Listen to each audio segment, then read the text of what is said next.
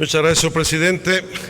Antes de iniciar la presentación de este dictamen, quisiera solicitarle me permitiera, toda vez de que ya fueron remitidos a la mesa directiva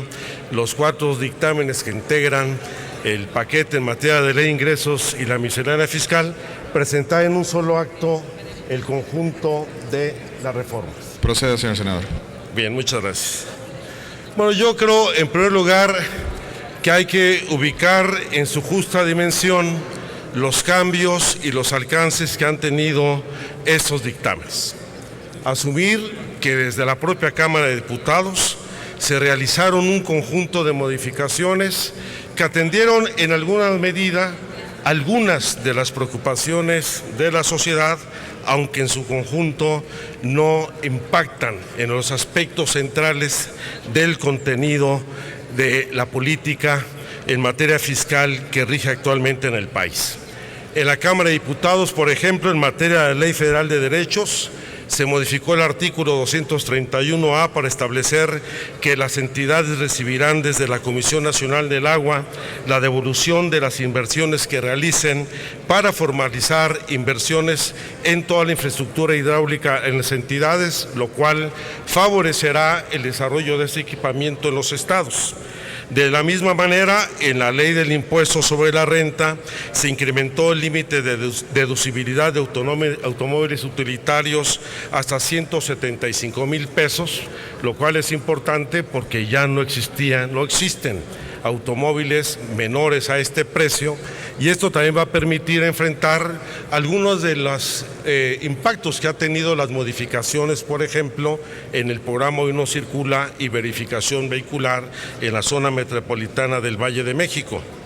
En el artículo 151 se permitió deducir gastos personales por honorarios médicos con dictamen en caso de enfermedades discapacitantes, al igual que se amplió el margen de beneficio de lo que se ha denominado el mini-RIF, el régimen de incorporación fiscal, con el cual con los contribuyentes con ingresos hasta 250,000 pesos anuales no pagarán el impuesto al valor agregado y dispondrán de modificaciones de facilidades fiscales. Y de la misma manera hubo modificaciones para ampliar el margen de deducción de las pequeñas y medianas empresas. En el caso del Código Fiscal de la Federación, en los artículos 22, 22D y 127, se impulsó la devolución de los saldos favorables a los contribuyentes, así como se estableció un artículo transitorio en donde se da un tratamiento especial para el sector de artesanos, para que la venta al público en casos con ingresos menores a 250,000 pesos, estos intermediarios, la retención correrá a cargo del adquiriente. Y de la misma manera, en la ley de impuesto especial sobre producción de servicios, pues todavía hay un problema fundamental referente a la disminución del impuesto a las bebidas que contienen altos contenidos de azúcares. Muchos de esos temas fueron revisados en las Comisiones Unidas y se ampliaron incluso parte de los beneficios. Yo quisiera destacar, en primer lugar, agradeciendo la atención que tuvo el doctor Mauricio Hernández Ávila, director general del Instituto Nacional de Salud Pública, quien nos ayudó en la fundamentación del por qué mantener el impuesto a las bebidas azucaradas en los términos actuales como parte no solamente de una política fiscal, sino como parte de la Estrategia Nacional para la Prevención y el Control del Sobrepeso, la Obesidad y la Diabetes, ya que se ha demostrado que este consumo desmedido de azúcares daña la salud y que incluso las bebidas azucaradas contribuyen con el 70% de los azúcares adicionados en México, y con el consumo de estas bebidas y de estos azúcares aumentan de manera significativa el síndrome metabólico, la diabetes tipo 2, la enfermedad cardiovascular, la caries dental y otras enfermedades que están asociadas, de acuerdo a estudios del propio Instituto Nacional de Salud, con la Universidad de Carolina del Norte, a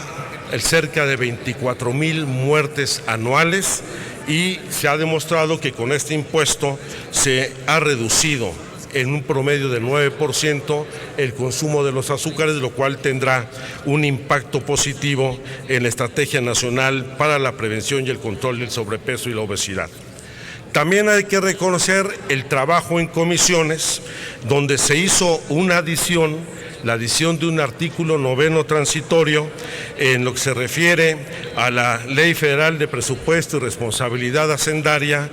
para fortalecer las tareas de fiscalización en el ejercicio de recursos que no vienen originalmente en el presupuesto de egresos de la Federación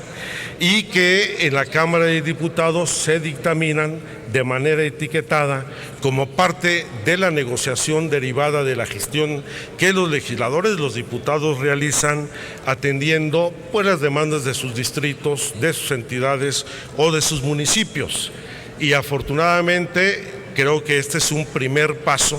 para poder contener una de las peores prácticas registradas en el Poder Legislativo, la que hemos conocido como el moche, aunque esto no resolverá el problema.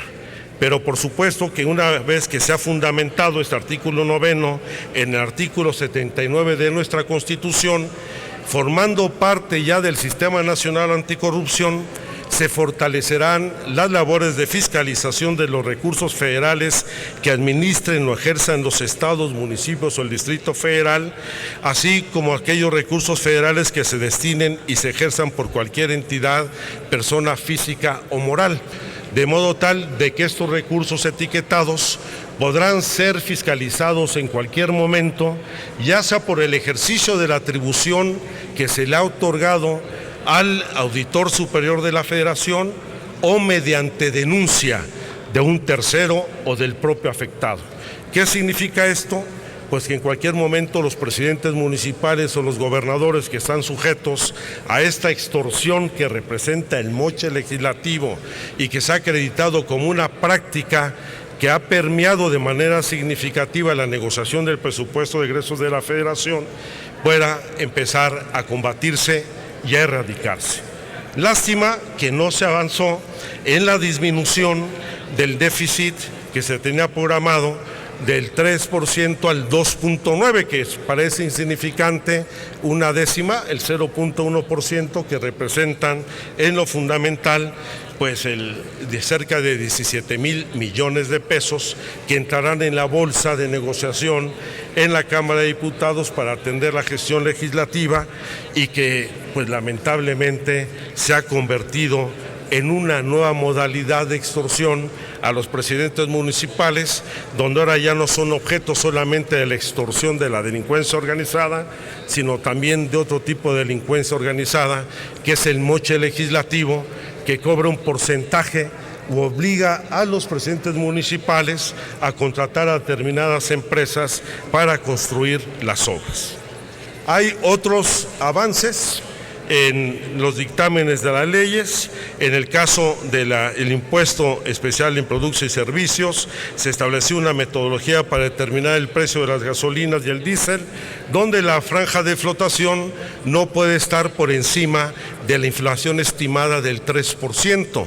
aunque esto tendrá implicaciones, por supuesto, en el precio final de las gasolinas. De la misma manera, en la Ley de Ingresos de la Federación hay un adendum para analizar con cuidado el impacto que tendrán el saneamiento de las pensiones y jubilaciones en Pemex y la Comisión Federal de Electricidad. En el impuesto sobre la renta se incrementó el tope de deducciones del 10 al 15% de los ingresos de las personas físicas. En el régimen de incorporación fiscal se amplió el mini RIF de 250,000 a 300,000 pesos, se eximió de la expedición de factura por operaciones menores de 100 a 250 pesos en los pequeños negocios, se eximió a los medios, el uso de medios electrónicos en operaciones hasta 2,000 pesos, se pasó de 2,000 a 5,000 pesos y se tomaron algunas otras medidas en materia de disposiciones administrativas para desburocratizar este asunto. Sin embargo, quedaron pendientes, y yo creo que son los temas de fondo, los grandes agregados, porque el impacto que tiene en la política fiscal este tipo de ajustes no es significativo. hubiera sido más significativo hacer una revisión a fondo del pago de derechos de la legislación en materia de minera, en donde nuestro país se enfrenta en estos momentos el mayor saqueo de recursos naturales de nuestra historia, porque tan solo en los 10 primeros años del presente siglo, los corporativos mineros, en su mayoría canadienses, han extraído el doble del oro y la mitad de la plata que la corona española atesoró durante 300 años de colonización en nuestro país, ya que de acuerdo al Sistema Integral de Administración Minera, en México existen más de 31,000 concesiones mineras que amparan a cerca de 50 millones de hectáreas que se encuentran en poder de 287 empresas, las cuales desarrollan 668 proyectos mineros. Nuestro país se encuentra en el peor momento del saqueo de su riqueza mineral, en donde no solamente no hay el cobro de un derecho equitativo por la enorme riqueza que se extrae, sino que el impacto negativo, desde el despojo de recursos naturales que corresponden a ejidos y comunidades, se incrementa con el enorme daño y alteración que sufren las comunidades al momento que llegan estas empresas, que no cumplen con sus obligaciones de responsabilidad social, sino que por el contrario generan mayores problemas de desintegración comunitaria y de sobreexplotación del trabajo, ya que no se apegan estrictamente al cumplimiento de la legislación laboral. Y quizá uno de los principales temas y más delicados es el haber introducido el impuesto sobre la renta en el artículo 74, una figura jurídica que se había erradicado de la legislación, había aparecido en el año 2013 y posteriormente fue quitada de ella, en donde se quiere establecer la extensión de 200 veces el salario mínimo para que no se aplique el impuesto sobre la renta a los ejidos y comunidades, que suena muy atractivo, pero sin embargo tiene varias implicaciones. La primera de ellas, y lo digo en los términos en los que viene en el dictamen, se establece que las personas morales que se dediquen exclusivamente a las actividades agrícolas, ganaderas, silvícolas o pesqueras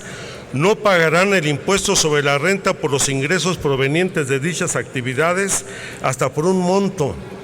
en el ejercicio de 20 veces el salario general correspondiente al área geográfica del contribuyente, elevado al año por cada uno de los socios o asociados, siempre que no exceda en su totalidad las 200 veces el salario mínimo. Y esto, dice, no será aplicable en ejidos y comunidades. Aquí hay que señalar que la propiedad social en nuestro país nunca ha pagado impuestos, mucho menos el impuesto sobre la renta, porque la propiedad social proviene de los bienes nacionales que se entregan en usufructo al ejido y el reconocimiento del derecho de los pueblos y comunidades indígenas sobre su tierra y sus recursos naturales, donde en todo momento la propiedad social es inalienable, imprescriptible e inembargable. Y esto no es sino disfrazar la introducción del cobro de un impuesto sobre la renta que estará vinculado fundamentalmente a lo que será el establecimiento de las contraprestaciones que se derivan de la reforma energética, particularmente en materia de hidrocarburos, en donde en todos los casos que se establezca ocupación temporal, servidumbre de paso, asociación con particulares, contratos o arrendamientos de acuerdo a la reforma energética, se tendrá que pagar impuestos sobre la renta, y ya quisiera yo ver a la comunidad lacandona pagando el impuesto sobre la renta de aprovechamientos de energía en la selva lacandona, o a la comunidad chamula en el caso de Chiapas, o a los indígenas yaquis, lo cual va a generar conflictos sociales muy superiores a los que se pretende resolver. Y la verdad es que es lamentable la forma en que se argumenta el establecimiento de esta medida, en donde yo le sugeriría al presidente de la Comisión de Hacienda y Crédito Público por lo menos se modificara del texto de la exposición del motivo de dictamen la consideración 26ª, que se requiere facilidades del pago de impuestos a ejidatarios, comunidades y sus integrantes, donde dicen que estas comisiones consideramos en establecer facultades del sistema de administración tributaria para que pueda emitir reglas administrativas que permitan la regularización de las obligaciones formales y de pago de los integrantes de ejidos y de las comunidades por los pagos recibidos por personas físicas y morales, independientemente del sector al que pertenezca. Y agrega: lo anterior en razón de que en la última década se han incrementado los actos jurídicos celebrados entre ejidos y comunidades y empresas mercantiles dedicadas a actividades agrícolas y silvícolas, en los cuales los ejidos han celebrado contratos de ocupación temporal. Por eso va asociado justamente a la reforma energética. Y dichos actos se han celebrado ante el notario público y ante las autoridades de la materia.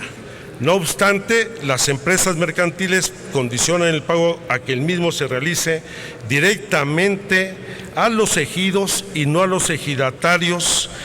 y personas físicas, lo que ha causado confusión en los ejidos en razón. Y esto es un asunto que no podemos aceptar en el Senado, en razón de que gran parte de ellos son personas de la tercera edad o con escasa formación académica, induciendo el error y a la omisión a los ejidatarios en el cumplimiento de sus obligaciones. Yo creo que conceptos discriminatorios de esta naturaleza no pueden formar parte de un cuerpo legislativo. Y por eso habrá que revisarlo,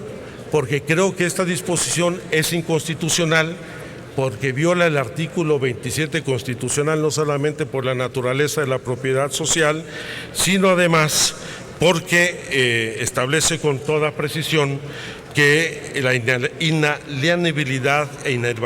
inembargabilidad de las tierras, lo que se refrenda en la ley agraria en los artículos 64 y 74, en función de lo establecido en el artículo 2 y el artículo 4 de nuestra Constitución, en particular en el reconocimiento y las garantías que se otorgan a los pueblos y las comunidades indígenas a la libre autodeterminación y a su autonomía para decidir sobre sus formas de convivencia, de organización social, su organización económica, política y cultural. Dos temas finalmente: el impuesto especial, el IEPS a precios de gasolina, en donde, de acuerdo al argumento de la Secretaría de Hacienda, se inicia un proceso a partir del 2016 para que se otorguen permisos a terceros por el expendio al público de combustibles.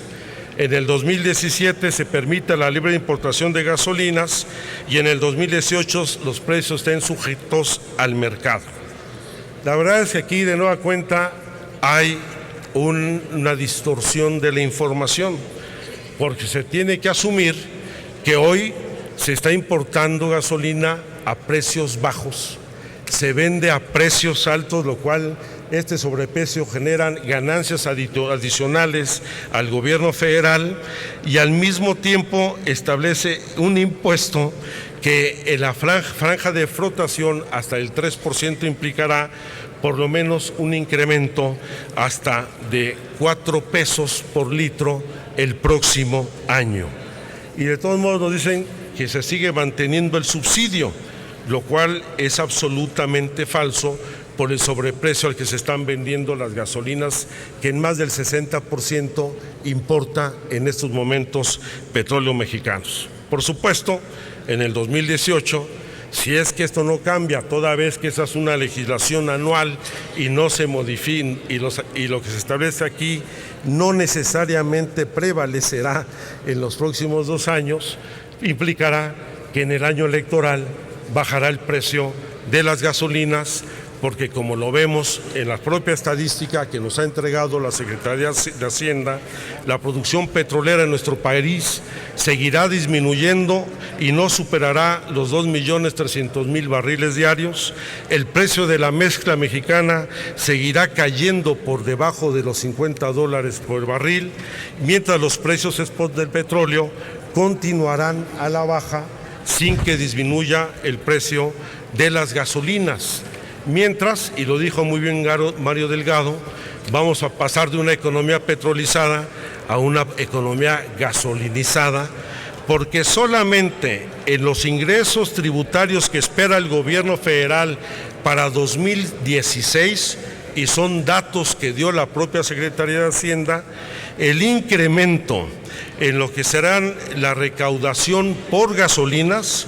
pasará de 31.300 millones de pesos a 209.400. El tiempo está medio nublado y un poco de lluvia. Tomen sus precauciones. Senador, le informo a la Asamblea que el senador se está refiriendo a todos los dictámenes, por eso es que se le dio, está tomando más del tiempo reglamentario. Le pido que obviamente que concluya en el tiempo que